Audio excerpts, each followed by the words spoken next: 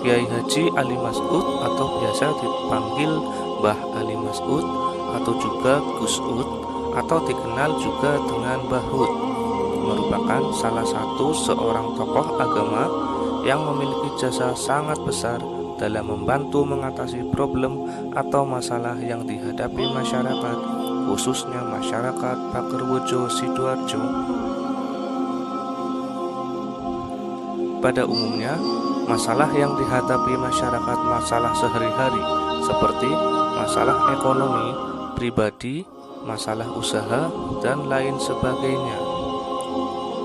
Kiai Haji Ali Mas'ud dikenal masyarakat karena kelebihan yang beliau miliki yang tidak dimiliki oleh manusia biasa pada umumnya. Kelebihan yang diberikan Allah Subhanahu wa Ta'ala, beliau seringkali diminta bantuan doa oleh masyarakat untuk mengatasi problem kehidupan. Masyarakat yakin bahwa orang yang memiliki kelebihan doa mustajab karena dekat dengan Allah Subhanahu wa Ta'ala. Nama Ali Mas'ud pada awalnya Mas'ud aja, sama Ali ditambahkan setelah beliau menunaikan rukuk Islam yang kelima, yakni haji.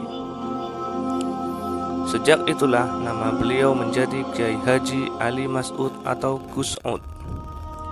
Orang tuanya dan garis keturunannya sampai Sunan Gunung Jati. Masyarakat desa Pakerwojo dan umum meyakini bahwa beliau merupakan salah satu waliullah. Jika disebut Ali Mas'ud, orang yang pernah bergaul dengan beliau akan teringat dengan sosok dan karakter beliau yang bertubuh kecil dan sederhana, namun memiliki sikap yang tegas dan bijaksana. Nakalnya sejak kecil, beliau seorang wali Allah yang luar biasa sekali. Hingga tidak ada satupun para ulama di Jawa ini yang tidak kenal beliau. Jika dilihat dari garis nasabnya, beliau juga masih keturunan dengan Sayyid Badruddin bin Abi Bakar bin Sulaiman.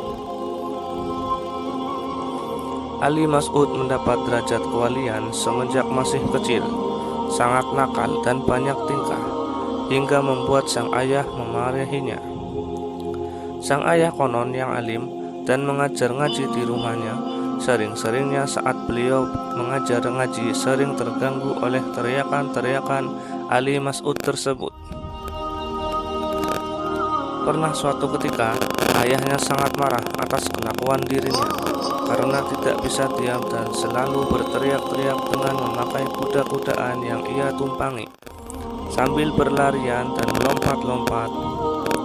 Selalu begitu tanpa melihat waktu yang kurang tepat dan tidak peduli ayahnya sedang mengajar ngaji.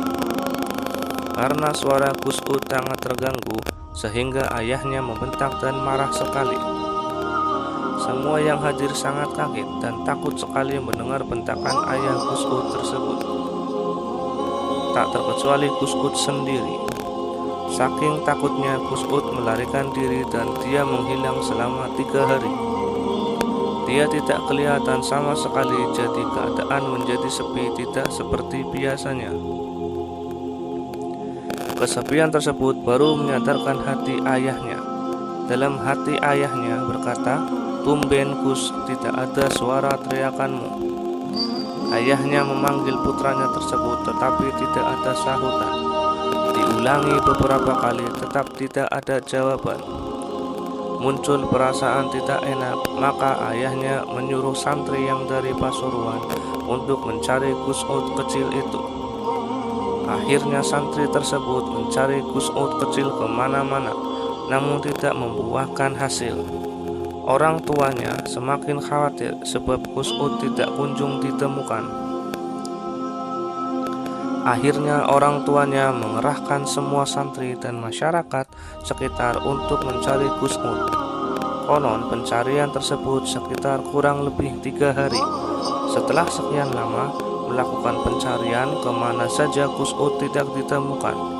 Salah seorang santri yang merasa kelelahan akhirnya berniat mandi di kamar mandi. Dia berharap dengan mandi rasa lelahnya akan hilang.